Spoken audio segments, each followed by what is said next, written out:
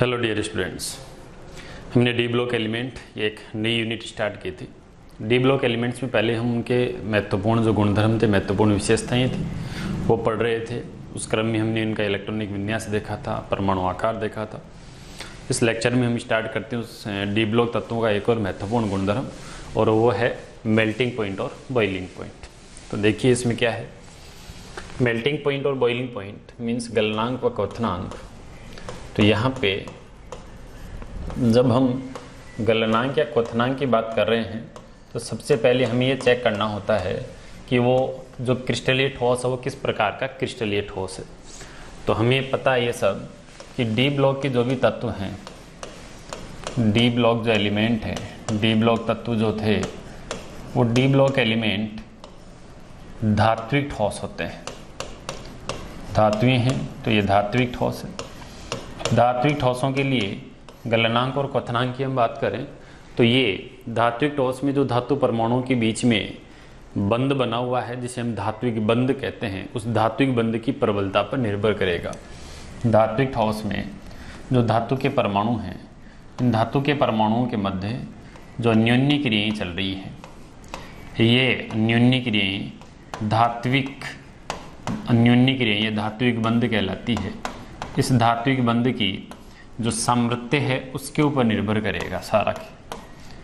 ये जो धात्विक बंध है इसकी सामर्थ्य जितनी ज़्यादा होगी उतना ज़्यादा गलनांक और क्वथनांक होगा। तो जब आप गलनांक या फिर किसकी बात करते हो, क्वथनांक की बात करते हो, तो गलनांक या क्वथनांक धातु परमाणुओं के मध्य बनने वाले इस धात्विक बंध की सामर्थ्य पर निर्भर करता है। अब इस धात्विक बंध की सामर्थ्य किसके ऊपर निर्भर करती है वो आप देखिए। हमें पीरियोडिक टेबल का आइडिया है ऑलरेडी। पीरियोडिक टेबल में पहले एस ब्लॉक है, एस ब्लॉक के बाद में यहाँ डी ब्लॉक है, उसके बाद पी ब्लॉक में तो इतनी धातुएं नहीं है। स्पेशली एस ब्लॉक और डी ब्लॉक यहाँ पर धातुएं ज़्यादा उपस्थित है। तो यहाँ पे देखिए, चाहे इसे एस ब्लॉक की धातुएं हों या फिर डी ब्लॉक की धातुएं हों, इन धातुओं के बीच में जो बनने वाला बंध है, यह बंध, इस बंध को बनाने में कितने इलेक्ट्रॉन भागीदार हैं, कितने इलेक्ट्रॉन यहाँ यूज आ रहे हैं, उसके ऊपर डिपेंड करेंगे। सबसे पहले धात्विक बंध की सामर्थ्य, इस धात्विक बंध को बनाने के लिए कितने इलेक्ट्रॉन वहाँ पार्टिसिपेट कर रहे हैं, योगदान कर रहे हैं, उसकी संख्या पर निर्भर करेंगे। तो देखिए आप, जो इलेक्ट्रॉन पार्टिसिपेट करते हैं वो बाह्यतम कोश के संयोजी कोश के होते हैं। तो जो फर्स्ट ए ग्रुप है, इस फर्स्ट ए ग्रुप के संयोजी कोश में केवल एक इलेक्ट्रॉन है। सेकेंड ए ग्रुप जो है उसके संयोजी कोश में 2 इलेक्ट्रॉन है। तो फर्स्ट ए की तुलना में सेकेंड ए में एस इलेक्ट्रॉन या संयोजी इलेक्ट्रॉनों की संख्या ज़्यादा है, इसलिए फर्स्ट ए की तुलना में सेकेंड ए के गलनांक और क्वथनांक ज़्यादा होते हैं, हम जानते हैं। अब जैसे आप डी ब्लॉक में एंटर करते हो तो डी ब्लॉक में जो धातुएं होती है, ये धातुएं अपने बाह्यतम कोश के एस इलेक्ट्रॉन और उसके अंदर वाले जो कोश हैं उसमें जो डी इलेक्ट्रॉन थे, उन डी इलेक्ट्रॉनों को भी धात्विक बंधन में प्रयुक्त करती है। तो कुल मिलाकर के डी ब्लॉक में इस बंध को बनाने के लिए इलेक्ट्रॉनों की उपलब्धता ज़्यादा है। वो एस इलेक्ट्रॉनों के साथ अंदर वाले कोश के डी इलेक्ट्रॉनों को भी धात्विक बंधन में प्रयुक्त करते हैं, और बंधन में प्रयुक्त करेंगे तो इसका मतलब धात्विक बंध की प्रबलता या सामर्थ्य बढ़ती जाएगी। ठीक है, तो धात्विक बंध की सामर्थ्य किस पर निर्भर रखेगी? धात्विक बंध की सामर्थ्य धात्विक बंधन में भाग लेने वाले इलेक्ट्रॉनों की संख्या पर,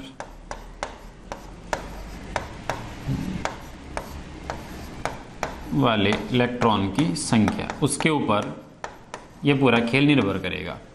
अब डी ब्लॉक में क्या होता है? एस ब्लॉक में तो केवल बाह्यतम कोश के एस इलेक्ट्रॉन ही भाग लेते हैं। डी ब्लॉक में धात्विक बंधन के लिए, ये आप ध्यान रखिएगा, डी ब्लॉक तत्वों में या डी ब्लॉक धातुओं में, डी ब्लॉक धातुओं में, यहाँ देखिएगा आप, धात्विक बंधन के लिए, धात्विक बंधन के लिए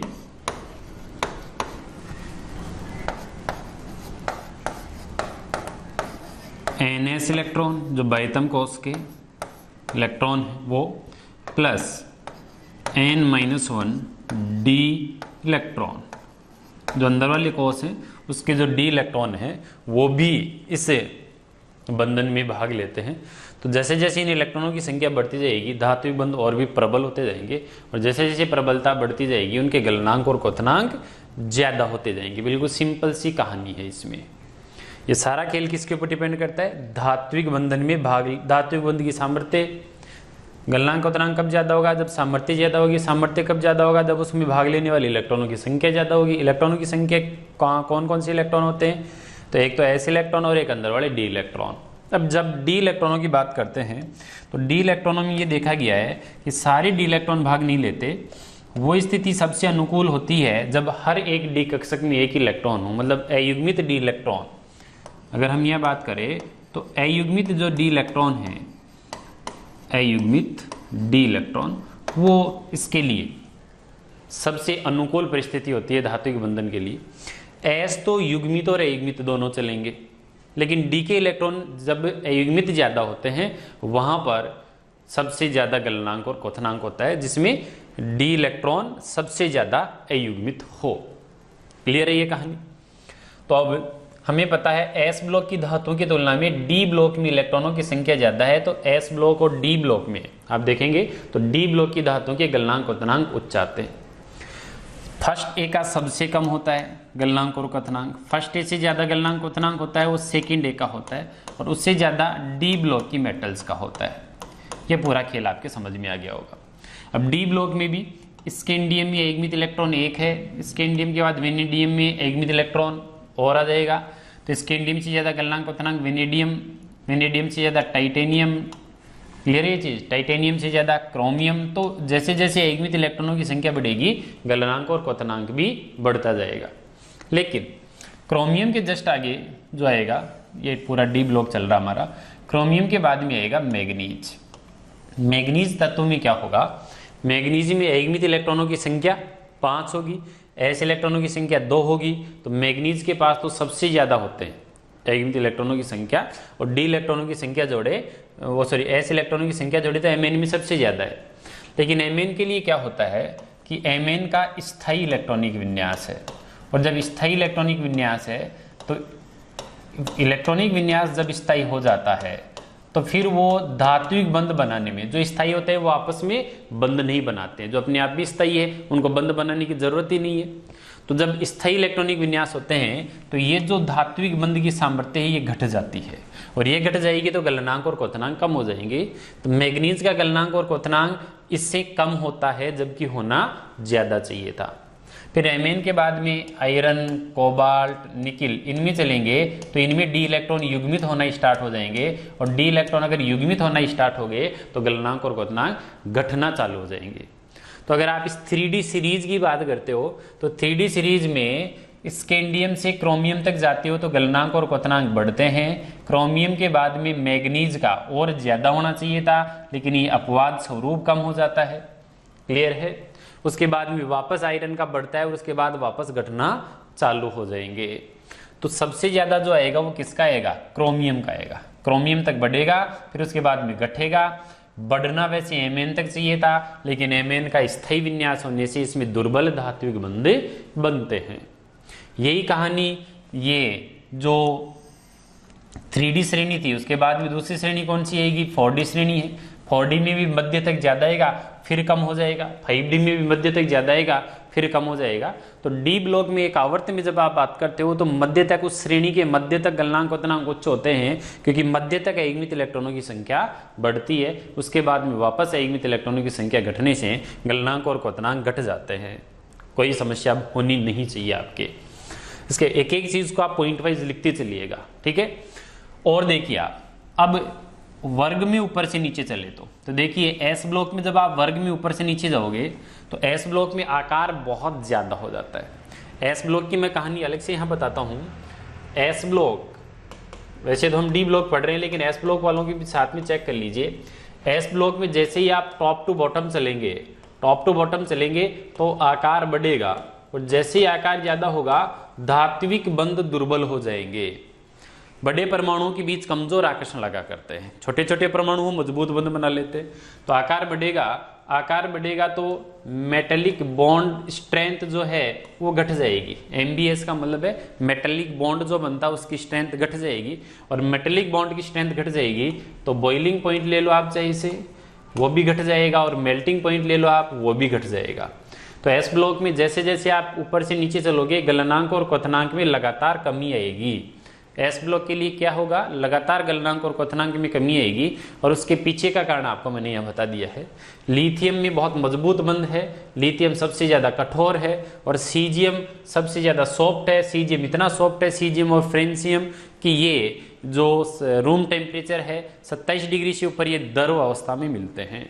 ऐसे ही सेकेंड MEB वर्ग में नीचे जाओगे तो बॉइलिंग पॉइंट और मेल्टिंग पॉइंट में कमी आएगी। लेकिन जब आप डी ब्लॉक में जाते हो तो डी ब्लॉक के लिए देखना, आप कंपेयर कीजिएगा, देखो दोनों चीज़ों को। डी ब्लॉक में अगर मैं टॉप से बॉटम में जाता हूँ तो आकार में कोई खास फर्क नहीं पड़ता। मैंने बताया था डी ब्लॉक में बाईं से दाईं चलोगे तो भी आकार में कोई खास फर्क नहीं आता, ऊपर से नीचे चलोगे तो भी आकार में कोई खास फर्क नहीं आएगा। आकार उतना का उतना रहता है, लेकिन नाभिक में प्रोटॉनों की संख्या 18 या 32 इकाई से बढ़ जाती है, और प्रोटॉन इतने ज़्यादा बढ़ जाएंगे, यहाँ पर जो तत्व है उससे जो है वो 18 प्रोटॉन ज़्यादा होंगे नीचे वाले में, और साइज लगभग उतनी की उतनी है। तो इसका मतलब क्या हुआ, प्रोटॉनों की संख्या ज़्यादा हुई तो अट्रैक्शन फोर्स ज़्यादा लगेगा, इफेक्टिव न्यूक्लियर चार्ज ज़्यादा होगा, और इफेक्टिव न्यूक्लियर चार्ज ज़्यादा हुआ तो मेटेलिक बॉन्ड स्ट्रॉन्ग हो जाएंगे। तो टॉप टू बॉटम चलने पर मेटेलिक बॉन्ड की जो स्ट्रेंथ है वो इंक्रीज होती है। देखिए एस ब्लॉक में और डी ब्लॉक में ये फर्क है। एस ब्लॉक में नीचे जाओगे तो मेटेलिक बॉन्ड की स्ट्रेंथ घटेगी, डी ब्लॉक में नीचे जाओगे तो मेटेलिक बॉन्ड की स्ट्रेंथ बढ़ेगी, और मेटेलिक बॉन्ड की स्ट्रेंथ बढ़ गई तो इसका मतलब है मेल्टिंग पॉइंट आपका 100% बढ़ेगा, और बॉइलिंग पॉइंट भी आपका जरूर बढ़ेगा।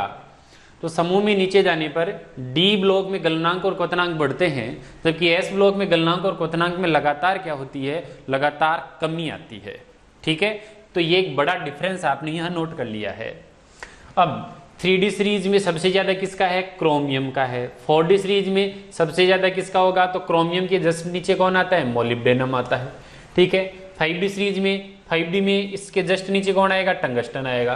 तो जैसे जैसे नीचे जाओगे उसके गलनांक और क्वथनांक बढ़ेंगे, इसका मतलब सबसे ज्यादा गलनांक और क्वथनांक किसका आने वाला है, टंगस्टन का आने वाला है। तो पूरे एस ब्लॉक और डी ब्लॉक में देख लीजिए सबसे ज्यादा गलनांक और क्वथनांक टंगस्टन का हमें मिलने वाला है। इस चीज को आप यहाँ पर जो 3D सीरीज है, जो सीरीज है उनके साथ कंपेयर करके देख लीजिए। ये 3D सीरीज है, ये 4D सीरीज है, और ये कौन सी सीरीज है, 5D।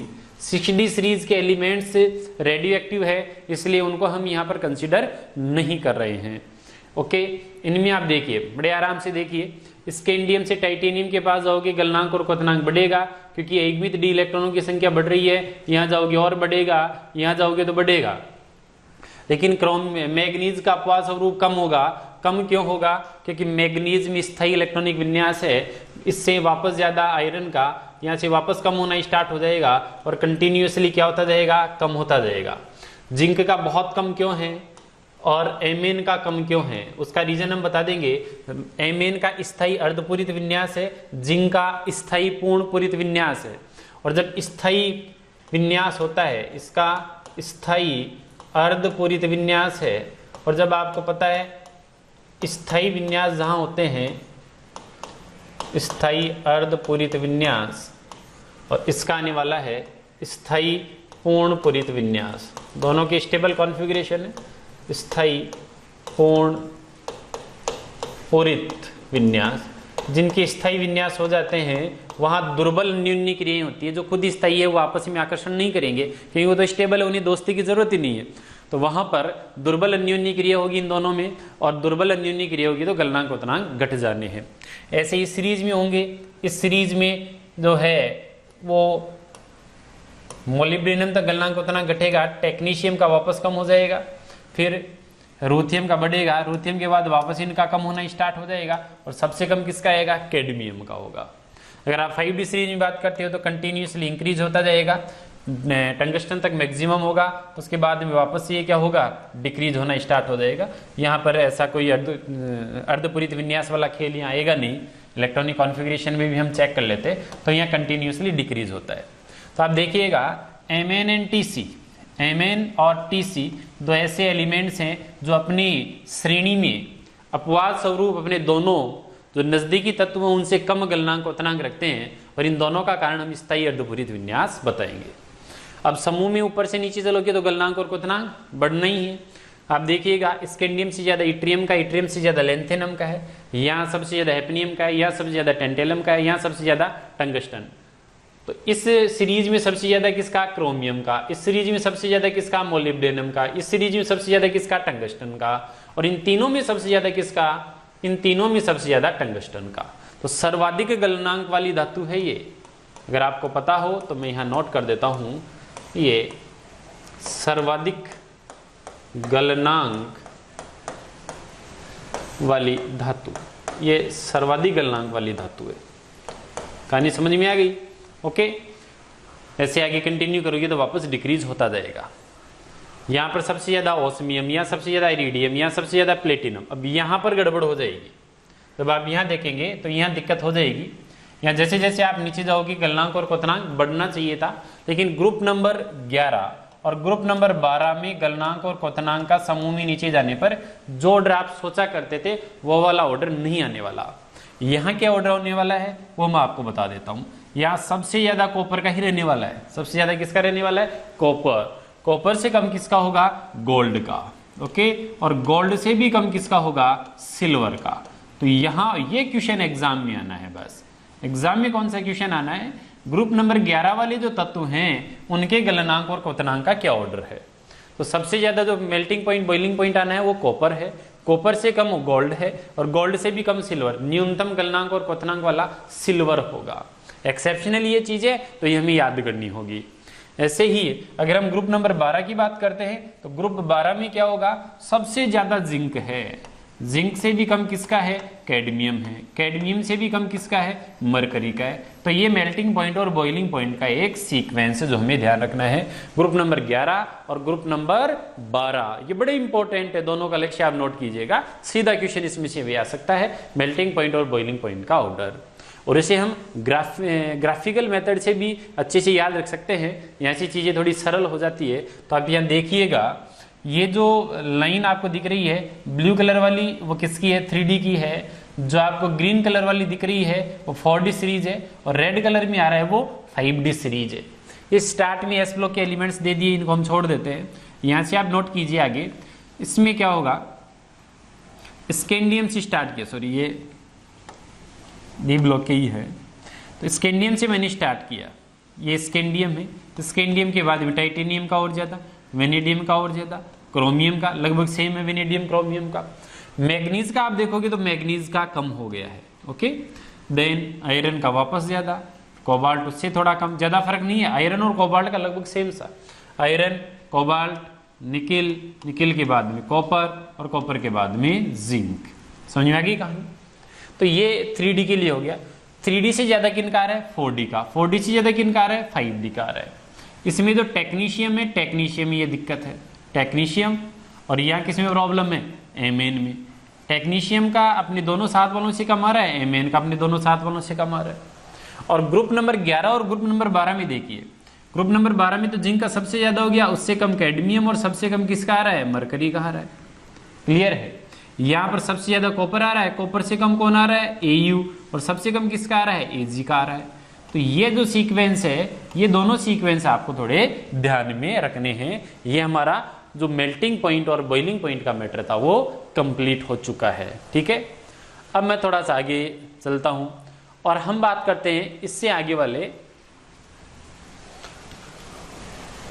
प्रॉपर्टी है आयोनाइजेशन एनर्जी। मेल्टिंग पॉइंट और बॉइलिंग पॉइंट के बाद में दूसरा जो आ रहा है वो आयोनाइजेशन एनर्जी, आयनन ऊर्जा की चर्चा यहां चल रही है। आयनन ऊर्जा में क्या है?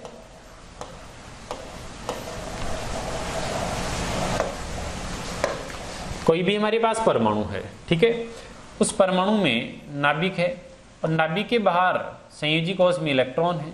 इस इलेक्ट्रॉन को हमें कहाँ ले जाना है? नाभिक के प्रभाव से मुक्त करवा करके और अनंत पे रख के आना है। ओके, किसी भी परमाणु के बाह्यतम कोश के सबसे ढीले बंधे हुए इलेक्ट्रॉन को नाभिक से मुक्त करवा करके और अनंत पर रख दें, इसमें जो भी ऊर्जा की रिक्वायरमेंट है, जो भी ऊर्जा लगेगी, वो ऊर्जा क्या कहलाएगी? आयनन ऊर्जा कहलाएगी। अब डी ब्लॉक के तत्वों के लिए आयनन ऊर्जा का मान एस ब्लॉक वाले तत्वों से ज्यादा होगा, क्योंकि एस ब्लॉक में जो इलेक्ट्रॉन होते हैं वो ढीले बंधे हुए रहते हैं, वो बाह्यतम कोश में होते हैं। बाह्यतम कोश का जो इलेक्ट्रॉन है वो काफी ढीला बंधा हुआ वहां रहेगा। तो एस ब्लॉक के तत्वों के लिए इलेक्ट्रॉन का निष्कासन बहुत ईजी है, इजीली वो अपने इलेक्ट्रॉन को डोनेट कर देते हैं। डी ब्लॉक के लिए थोड़ा सा ज्यादा होगा आयनन ऊर्जा का मान एस ब्लॉक के कंपेयर में, क्योंकि डी ब्लॉक का जो बाह्यतम कोश का इलेक्ट्रॉन है इसके ऊपर नाभिक का आकर्षण एस ब्लॉक की तुलना में बहुत ज्यादा लगता है। ठीक है, अब डी ब्लॉक में हम जब आवर्त में एक श्रेणी में बाईं से दाईं चलते हैं, एक आवर्त में बाईं से दाईं चलते हैं, तो आयनन ऊर्जा के मान में कोई विशेष अंतर नहीं आता, लगभग समान सी आयनन ऊर्जा होती है।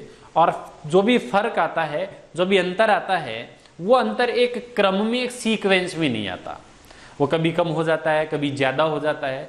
इसलिए एक श्रेणी में जब आयनन ऊर्जा की बातें चलती है, प्रथम आयनन ऊर्जा की बातें चले या द्वितीय आयनन ऊर्जा की बातें चले, तो वो वहां से जो क्वेश्चन आना होता है वो क्वेश्चन मोस्टली बहुत कम बनाया जाता है। और कम क्यों बनाया जाता है उसके पीछे का रीजन मैंने आपको बता दिया कि आवर्त में बाईं से दाईं चलने पर आयनन ऊर्जा के मान में कोई विशेष अंतर नहीं आएगा, और अगर अंतर आएगा तो वो क्रमबद्ध अंतर नहीं होगा। जैसे 3D सीरीज की बात करता हूं मैं, 3D सीरीज में जैसे ही हम बाईं से दाईं चलेंगे तो स्कैंडियम और टाइटेनियम में ज्यादा जो आयनन ऊर्जा होगी वो टाइटेनियम की ऑब्वियसली थोड़ी सी ज्यादा होती जाएगी, क्योंकि आकार छोटा होता जा रहा है। तो स्कैंडियम और टाइटेनियम में टाइटेनियम की ज्यादा है, टाइटेनियम और वेनेडियम में वेनेडियम की ज्यादा होनी चाहिए थी, लेकिन वेनेडियम की थोड़ी सी कम है। वेनेडियम से ज्यादा वापस किसकी है? क्रोमियम की है, वापस से इंक्रीज होना स्टार्ट हो गई। क्रोमियम से ज्यादा किसकी आ रही है? मैग्नीज की आ रही है। मैग्नीज से वापस कम किसकी हो गई? आयरन की। आयरन से कम कोबाल्ट, कोबाल्ट से भी कम किसकी हो गई? निकिल की हो गई। और निकिल से वापस बढ़ना चालू हो जाता है और कॉपर की उससे ज्यादा, और कॉपर से भी ज्यादा किसकी आ जाएगी? कॉपर से भी ज्यादा जिंक की हो जाएगी। तो आयनन ऊर्जा में कोई जो सीक्वेंस, जो चेंजेज आ रहे हैं वो कोई सीक्वेंसली चेंजेस नहीं आ रहे हैं। ये कभी घट भी रही है, घट भी जाती है, कभी बढ़ भी जाती है, और जो अंतर आता है वो भी इतना ज्यादा नहीं आता है। अब हम बात करते हैं आयनन ऊर्जा, आयनाइजेशन एनर्जी या फिर आयनन ऊर्जा की हम बातें करते हैं। क्या होती है आयनन ऊर्जा? इसकी डेफिनेशन आपको पता है। आयनन ऊर्जा में हमारे पास मान लो ये कोई परमाणु है, इस परमाणु में नाभिक है और इसके अंदर एक इलेक्ट्रॉन है। इलेक्ट्रॉन तो बहुत सारे हैं, ये इसका संयोजी कोश का ऐसा इलेक्ट्रॉन है जो सबसे ढीला बंधा हुआ है।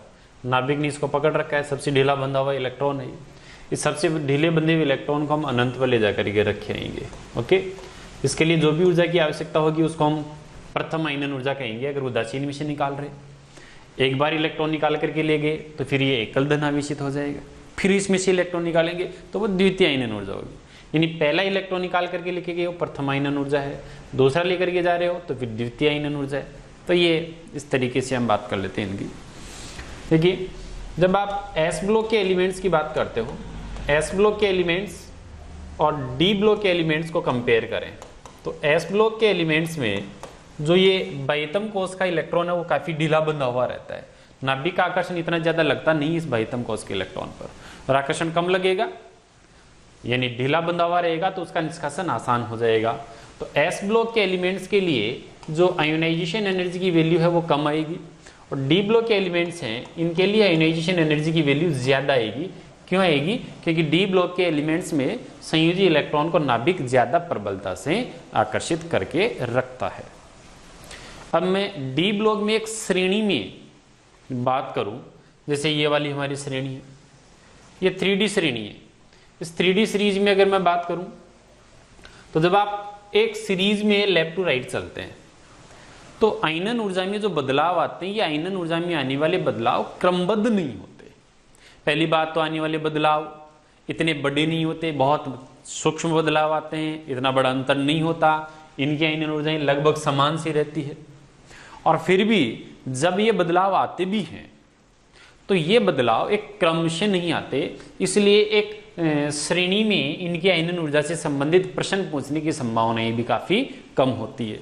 जैसे एक एग्जाम्पल के रूप में मैं 3D सीरीज को थोड़ा डिटेल से बता भी देता हूँ, एनसीईआरटी में ये पूरा डिटेल से दिया हुआ भी है। कैसे कैसे क्वेश्चन अगर पूछेंगे भी तो भी क्या क्वेश्चन हो सकते हैं मैं बता देता हूँ यहाँ। अगर आप पूरे सीक्वेंस को भी देखें तो स्कैंडियम से ज़्यादा ईंधन ऊर्जा होती है टाइटेनियम की, क्रम से बढ़ती है, ये एक बेसिक सा आप बना लीजिए।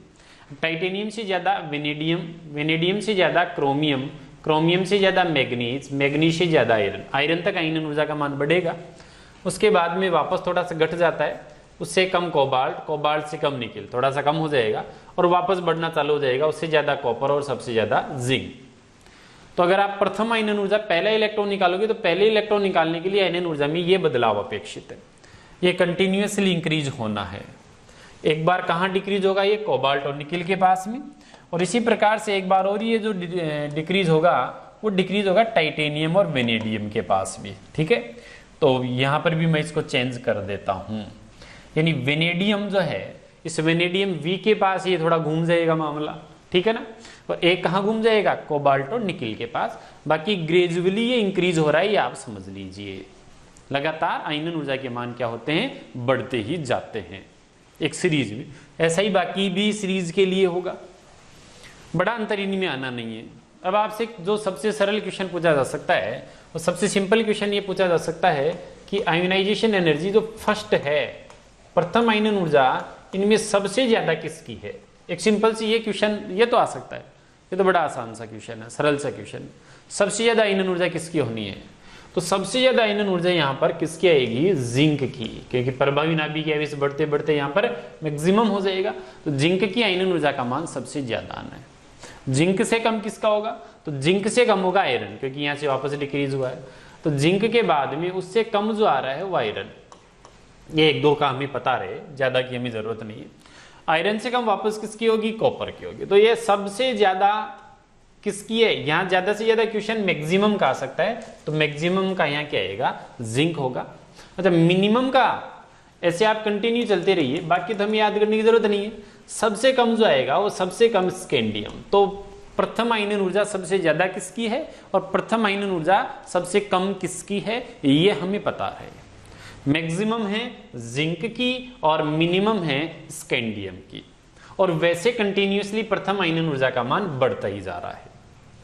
अब हम ईंधन ऊर्जा 2 की बात करें, यहां से क्वेश्चन एग्जाम में आया हुआ भी है, ये थोड़ा आप स्पेशली देख ले।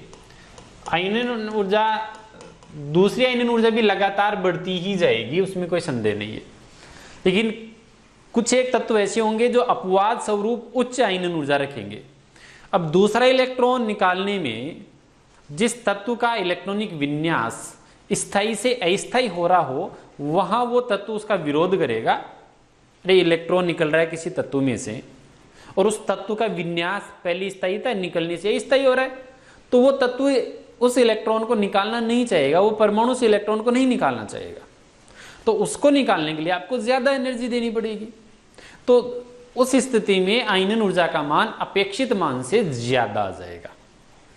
अब वो कैसे होगा वो आप समझिए। देखिए क्रोमियम का इलेक्ट्रॉनिक विन्यास आप देखिए, क्रोमियम का जो इलेक्ट्रॉनिक विन्यास है वो इलेक्ट्रॉनिक विन्यास है 3d5 एंड 4s1। तो अगर आपने इसका एक इलेक्ट्रॉन निकाल लिया तो फिर दूसरा इलेक्ट्रॉन स्थायी अर्धपूरित विन्यास में से निकलना है। तो ऐसी कंडीशन में क्रोमियम की द्वितीय ईंधन ऊर्जा का मान अपने साथ वालों से थोड़ा ज्यादा आना है, इसमें कोई शक या संदेह नहीं होना चाहिए। क्लियर हो गई चीज। ऐसे ही अगर कॉपर के इलेक्ट्रॉनिक कॉन्फ़िगरेशन की बात करोगे आप, तो कॉपर का इलेक्ट्रॉनिक कॉन्फ़िगरेशन हमारे पास आ रहा है 3d10 4s1। इसका भी अगर आपने पहला इलेक्ट्रॉन निकाल लिया तो फिर दूसरा इलेक्ट्रॉन निकलेगा कहां से, 3d10 में से, जो कि एक स्थायी विन्यास है। तो कॉपर के लिए और क्रोमियम के लिए द्वितीय ईंधन ऊर्जा का मान अपेक्षित मान से ज्यादा आ रहा है, जो हम सोच रहे हैं उनके लिए उससे ज्यादा आ रहा है। और उसका रीजन क्रोमियम का स्थायी अर्धपूरित विन्यास, एक इलेक्ट्रॉन निकलने के बाद में क्रोमियम का स्थायी अर्धपूरित विन्यास हो जाता है, जबकि एक इलेक्ट्रॉन निकलने के बाद में कॉपर का स्थायी पूर्णपूरित विन्यास हो जाता है। तो ये भी थोड़ा आप लिख सकते हैं इन चीजों को भी, और ये याद भी आपको रखना। अच्छा, सबसे ज्यादा द्वितीय ईंधन ऊर्जा किसकी आएगी, तो क्रोमियम में तो स्थायी अर्धपूरित हुआ है, कॉपर में तो स्थायी पूर्णपूरित भी तो हो गया। तो सबसे ज्यादा Ie2 की वैल्यू आएगी कॉपर की, ध्यान दीजिएगा, यहां से सबसे ज्यादा इसकी होगी। उसके बाद में किसकी आनी है, तो देखिए यहाँ स्थायी अर्धपूरित विन्यास है, लेकिन इधर जाने पर आयनन ऊर्जा बढ़ती भी तो है, एक आवर्त का भी तो फर्क पड़ता है। जैसे जैसे आगे जाएंगे उसका नाभिकीय जो आकर्षण है, प्रभावी नाभिकीय आवेश है, वो बढ़ता है कंटिन्यूअसली। इसलिए द्वितीय आयनन ऊर्जा का मान कॉपर के बाद में अगला किसका आने वाला है, निकिल का आने वाला है। कॉपर के बाद में निकिल के लिए ज्यादा आएगा, उसके बाद में जिंक का आएगा, समझ में आ रही कहानी। और जिंक के बाद में कोबाल्ट है, और कोबाल्ट के बाद में फिर कहीं जाकर के किसका नंबर है, क्रोमियम का नंबर है। तो क्रोमियम अपने पास वालों से ज्यादा द्वितीय आयनन ऊर्जा रखता है, ये ध्यान रखना आपको। तो द्वितीय आयनन ऊर्जा के क्रम में क्रोमियम की एमएन से भी ज्यादा आएगी, इसकी वेनेडियम से भी ज्यादा आएगी, टाइटेनियम से भी ज्यादा आएगी। और उसका रीजन आपको पता चल गया, इसका स्थायी इलेक्ट्रॉनिक विन्यास। तो अगर सबसे ज्यादा पूछता है तो कॉपर, ठीक है। और उसके बाद में और सीक्वेंस की आएगा नहीं वैसे, जो हमने लिख लिया, बाकी ये पूछते नहीं है मोस्टली। और उसके बाद में और एग्जांपल देते हैं तो एमएन, एफई, सीआर ये देंगे, तो उनमें किसका ज्यादा ले लेंगे हम, सीआर का ज्यादा ले लेंगे।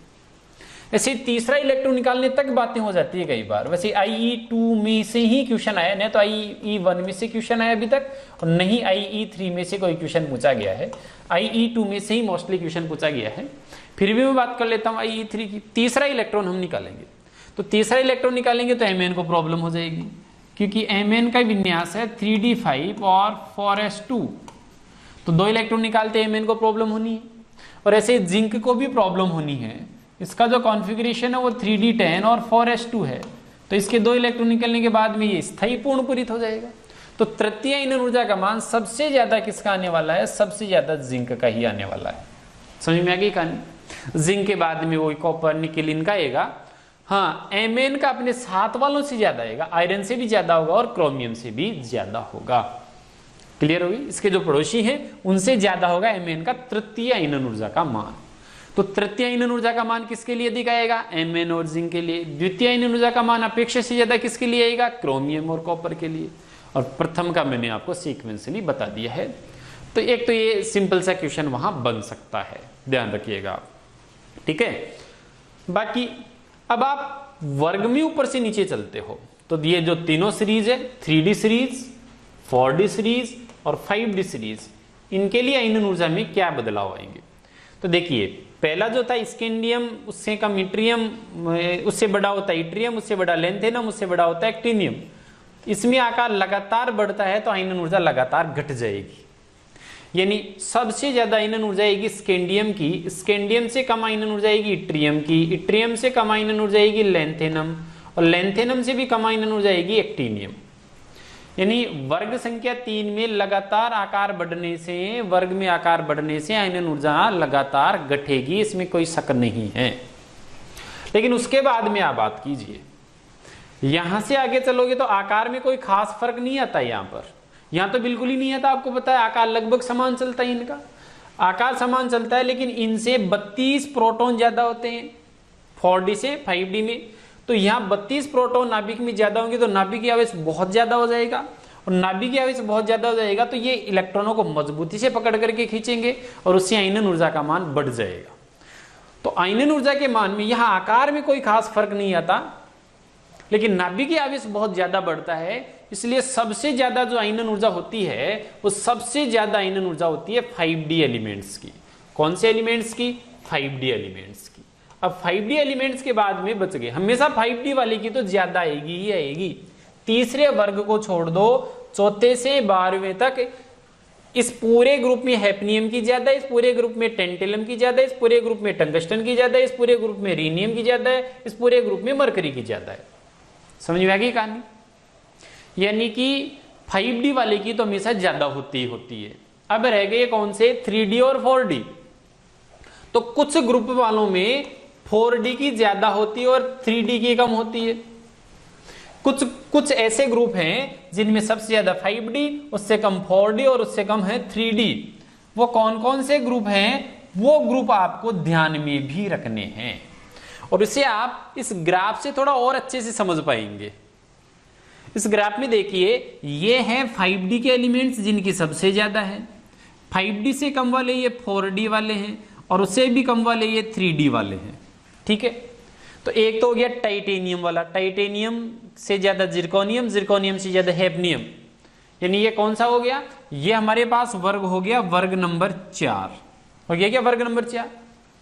ऐसे ही वर्ग नंबर 5 में वेनेडियम, नियोबियम और टेंटेलम, वर्ग नंबर 5 में भी अपना 3D से ज्यादा 4D, 4D से ज्यादा 5D, और वर्ग नंबर 6 क्रोमियम से ज्यादा मोलिब्डेनम, मोलिब्डेनम से ज्यादा टंगस्टन, ये हो गया।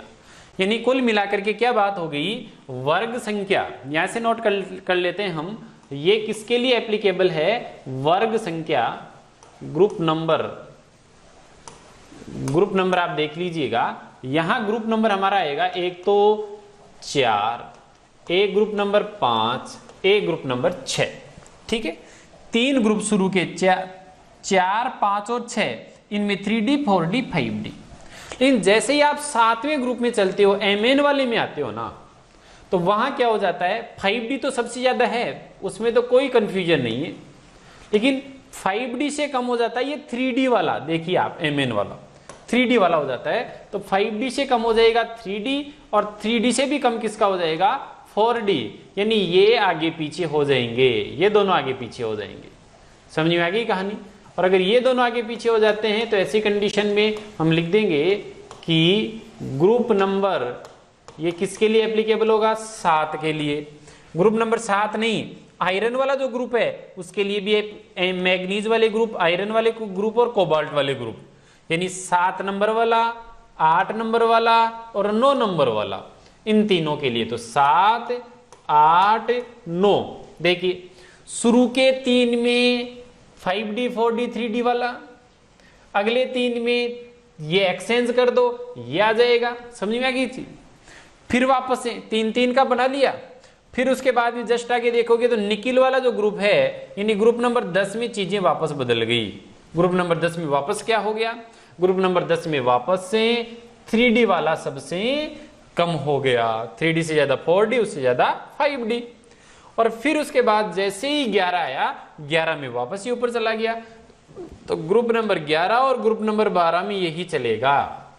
तो ये वाला जो सीक्वेंस है, ये कौन कौन से ग्रुप में चल रहा है वो आपने देख लिया, और ये सीक्वेंस कौन से ग्रुप में चल रहा है ये आपने देख लिया। तो इन डी सीरीज में समूह में नीचे चलते हैं तो बड़ा इंटरेस्टिंग सा देखने को मिलता है, और जहां सबसे ज्यादा क्वेश्चन जो पूछे जाते हैं, अब तक जो चीजें रिपीट हुई है, वो क्वेश्चन आया है ग्रुप नंबर 11 का। तो ग्रुप नंबर 11 वाला तो आप अच्छे से याद ही कर लें, रट लें इसको। तो ग्रुप नंबर 11 में आपने क्या देखा, सबसे कम 4D सीरीज वाला यानी सिल्वर, उससे ज्यादा किसका होगा, उससे ज्यादा 3D वाला यानी कॉपर, और सबसे ज्यादा किसका होगा, गोल्ड का होगा। ये सीक्वेंस सीधा एग्जाम में पूछ लिया जाता है। तो उम्मीद करता हूं आपको अब गलनांक, क्वथनांक और आयनन ऊर्जा में कोई समस्या नहीं होगी। अब हम आगे बढ़ेंगे, वो होगा इन तत्वों की महत्वपूर्ण ऑक्सीकरण अवस्थाएं। Okay, thanks a lot for watching this video.